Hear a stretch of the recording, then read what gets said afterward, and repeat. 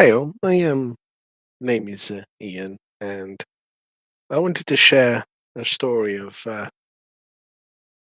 my pulmonary embolism I had, and I'm doing it the only way I know how, which is through death through PowerPoint.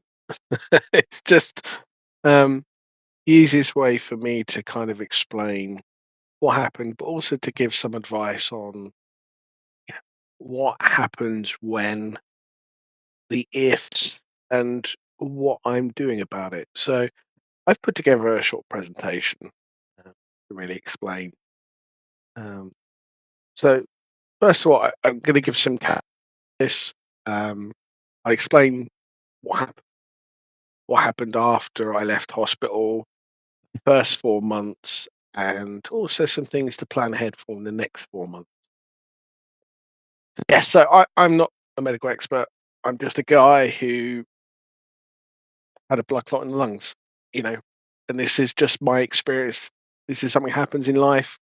Just for me, it took some time for me to accept it, and I just wanted to share my story because I've seen some stories on YouTube, but I think people share bits and bobs, and I've had it a few months ago. I think I can kind of help people really understand and accept that there will be some feelings, there will be things that happen, but everyone is different. Everyone will have a different story to tell, I'm sure. So what happened? So I was walking my dog. Was just took my dog up the road, up through an alleyway. Just before I started work, I started to feel slight tightness in the chest, but I felt really tired and lethargic. I kind of bent over and thought, What's that?" So I went home, which was only about a minute, 2 minute walk. Um, got indoors, sat on a chair, felt a little bit dizzy. Walked in the kitchen, put the kettle on, went to my I work from home, so I'm a project manager. So I just went to my desk. I called my other half and said, "I feel a bit weird. I'm not sure if there's something wrong." And she said, "Give 111 a call." So I called 111, explained that I had a little bit tightness in my chest, much as I've explained now. A little bit tired, a bit lethargic, a little bit different. And they called an ambulance. Within 15 minutes to an hour, an ambulance turned up. My other half, I called her up. I called my work up and said, "Hey, there's an ambulance coming here." Kind of threw me into a bit of a spin because I was like, "What on earth is going on? What's happening?" And an hour later, two guys turned up. My other half was here. They checked my heart rate. Um, they said my oxygen levels were a little bit low, and they recommended I go to hospital to have a blood test done for a particular protein. The particular protein, I cannot remember the name of it, but I got in an ambulance, and I went up to hospital. I walked into the ambulance. I was having a chat with the guys, great guys. Um, they took me to Southampton General, um, and they took me in. I got tagged on the wrist. I went into the minor A&E unit, and then all I could explain is all hell broke loose. And I don't mean that from the NHS. The NHS were lovely. It was just that I, you know, I didn't know what was going on because I think when you get into hospital, I don't like hospitals. I don't like the smell of them. I don't like the beeping noises. I've been in hospitals before when I was younger. I kind of sat on bed, was trying to get my back straight and just to concentrate on my breathing to try and relax. They were checking my heart rate. They moved me from one bed to another bed in the minor A&E, and then a lady came down from, I think it was hematology, and said, "Hey, she's an expert in hematology. Um, we're going to give you some morphine, and we're going to do it bit by bit, and let us know when your chest pain stops."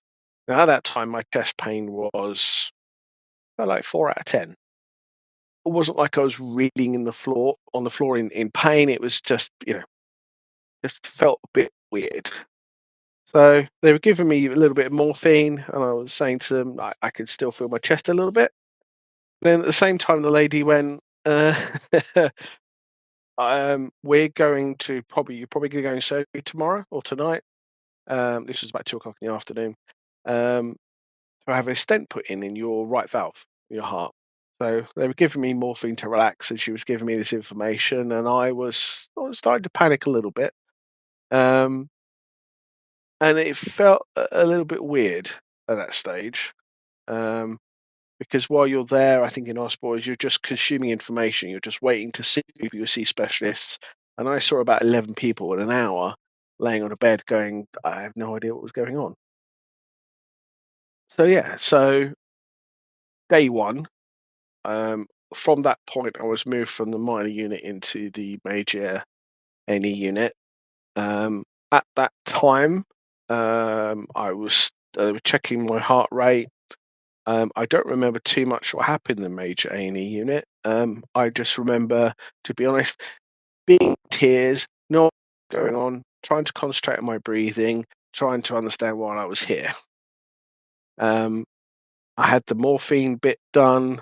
They told me about the stent, and then I got moved to the critical case unit, hematology.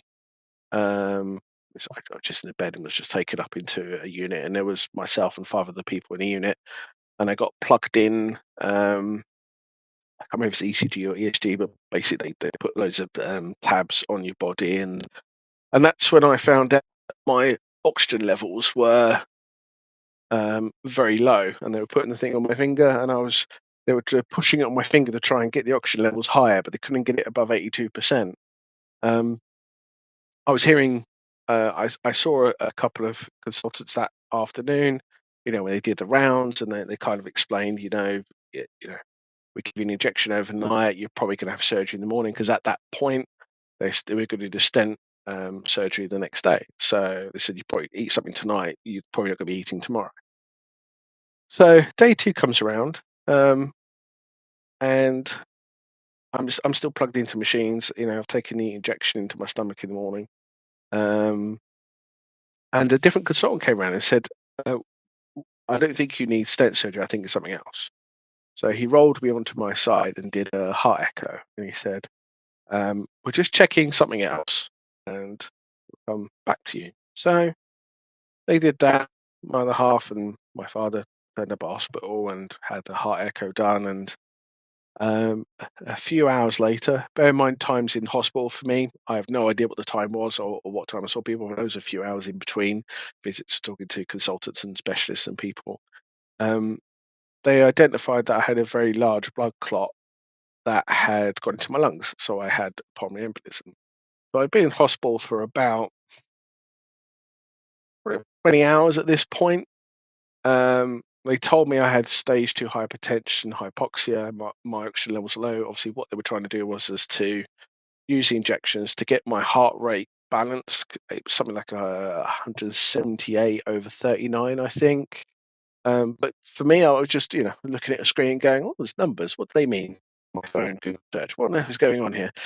Um, I spoke to consultants and they said, "Okay, we're going to for a CT scan, which is where they put that lovely liquid through your system." And they did a scan. They said you'd be down there for about an hour. Um, Took me down there in a wheelchair. Um, I did what they asked me to do. I said a CT scan. Um, Came back, and I think it was sometime in the afternoon, about 4 or 5 o'clock.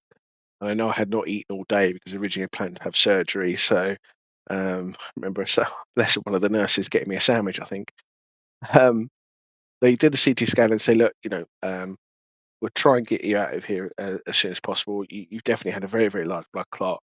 Um, we need you to talk to a consultant, another consultant come around, another specialist who's going to review your case." So that afternoon, evening, another consultant come around and explained that, stage hypertension, hypoxia, we're trying to concentrate on getting that oxygen levels up at the same time, get my heart rate balanced. Me, I was just trying to not just stay in bed, but to keep moving.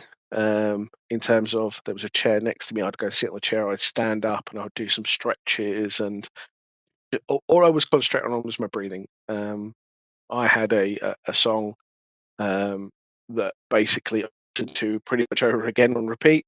just to concentrate my mind to focus on what was going on. Because for me, I don't know if anyone else had the same. When you're in hospital, you're consuming information. You're just a sponge. Um, so another night rolls round. We go into day three. In the morning, I see the pack of consultants and specialists come round, and they explain that basically I need to go on blood thinners. The injections have started to help. My oxygen levels were coming up. They were coming up to about 96, 98%. Um, I was starting to relax a little bit more, go okay. And they put me on Raxaban, 20 milligram, which is the anticoagulant, Lanzaprazole, which was it's a resistant capsule for my stomach, and then because of high blood pressure, I took a statin station there, but statin 80 milligrams. So, and they said I'd be on them for life, and I was like, okay, cool. Waiting in hospital to see to to get the prescription, get the tablets, and they recommend I speak to a doctor to arrange repeat. And I left hospital. Well, everything felt a little bit weird. Um, I was feeling tired. I was having some side effects. For me, I go into research mode. It's like, okay, I've got this pulmonary embolism. What does it mean? And when you start reading it online, you're thinking, oh, I was really lucky. It could have been a lot worse. Is it blood clot gone to the brain? Those kind of things. And you kind of, for me, to take a bit of a step back and went, okay, what do I need to do? So I was feeling I could do a little bit of walking, and that's about it around the house. Um, what do I do next? This was a Friday afternoon, so um, I slept on it, got up, and basically went into a kind of. I felt weird, and I'm sure people that have had pulmonary embolisms or have been in hospital, when you're told something like that is, my hands and feet were aching.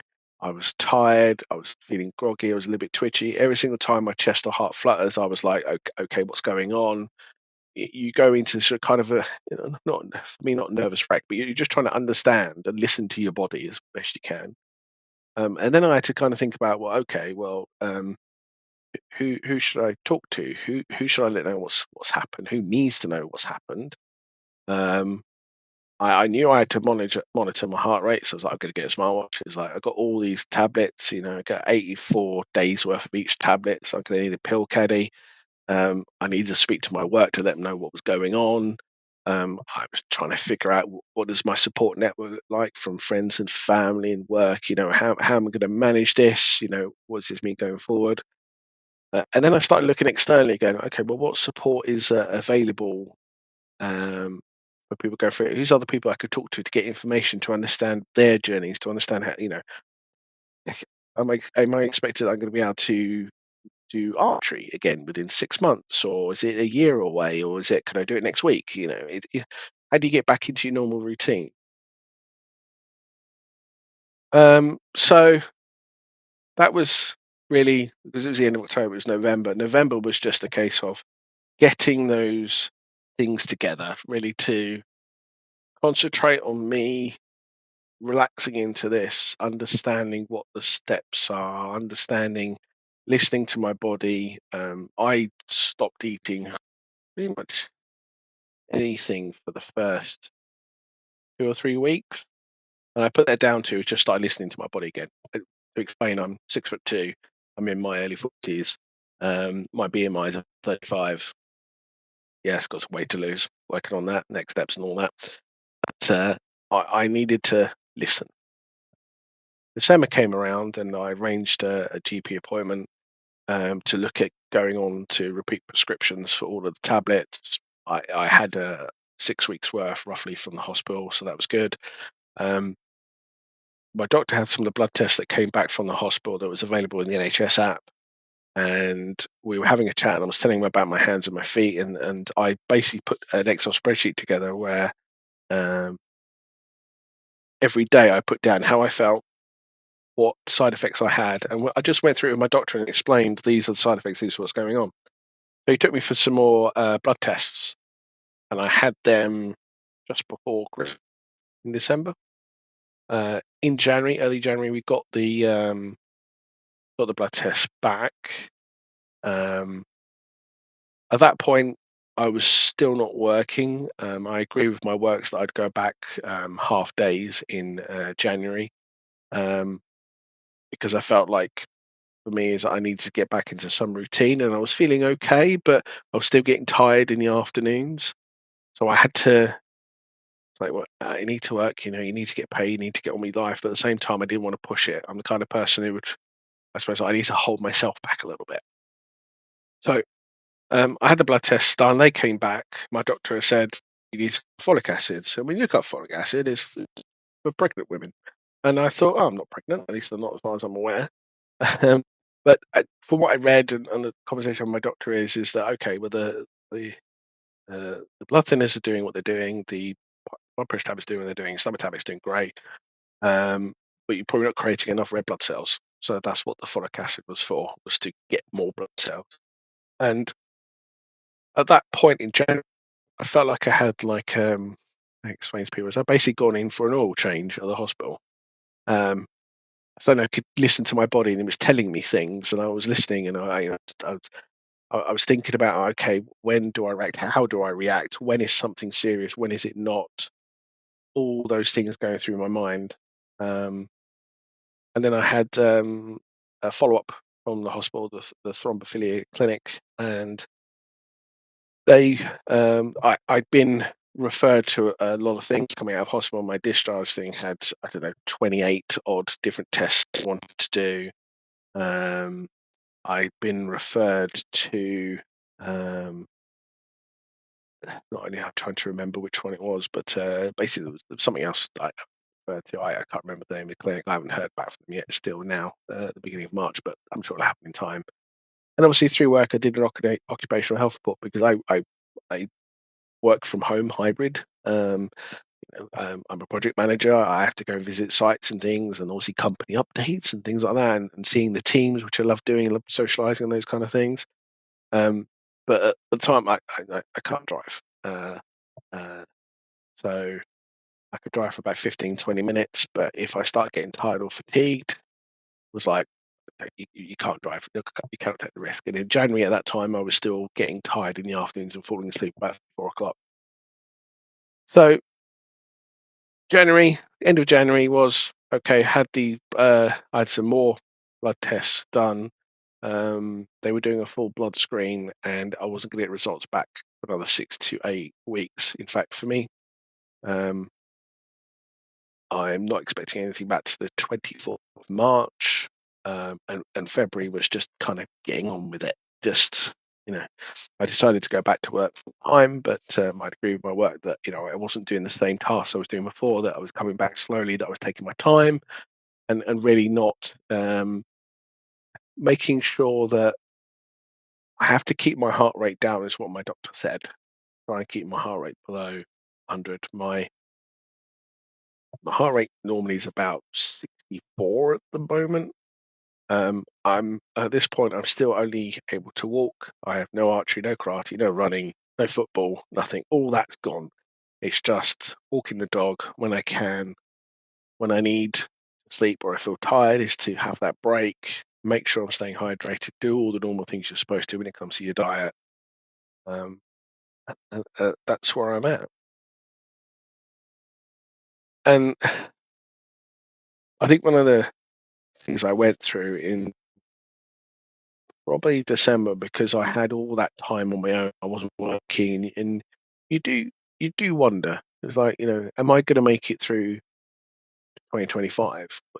What's a lot of things go through your mind if you just rely on Google search for information, or even the NHS website. You look to the worst first, and I had to kind of reevaluate what I wanted to do in life. And some things I wanted to do meant, I'm not going to go back to football.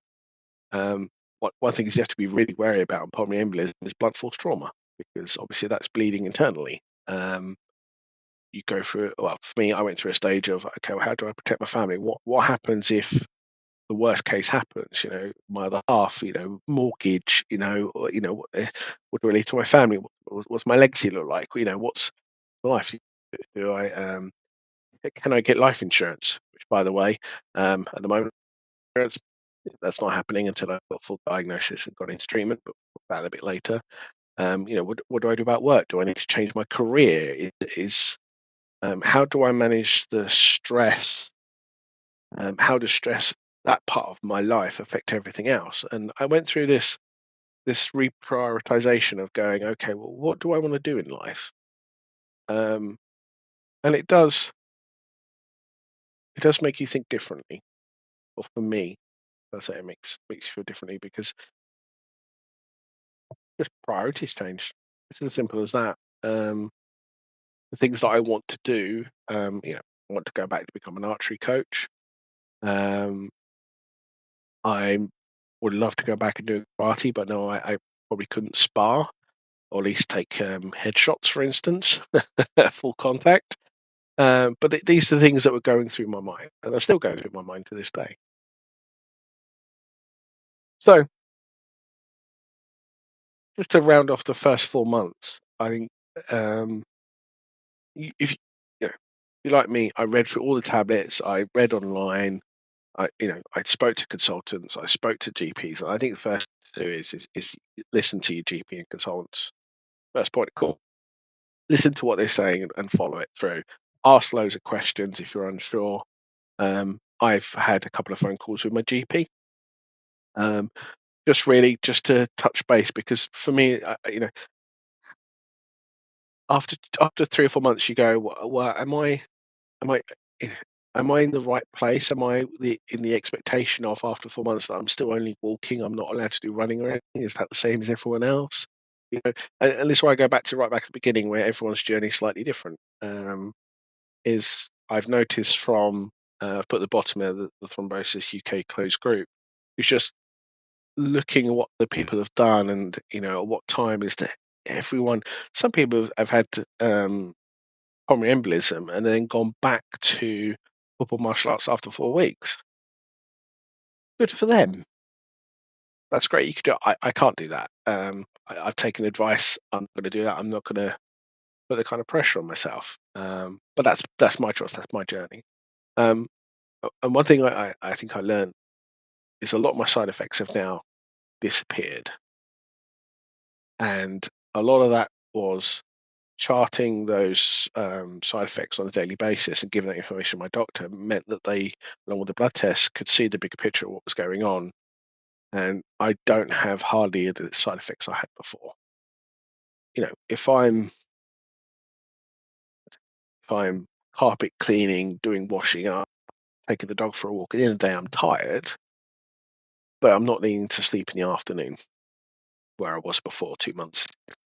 Um, I'm kind of using this time as giving myself a full MOT. This is an opportunity. I'm having all these blood tests and scans, things done. It's going, okay, well, I'm in my mid-40s. Use this as an opportunity to find out what you need to do, stay healthy. That's probably one of the big things for me at the moment. And one of the things that, everyone looks at it differently.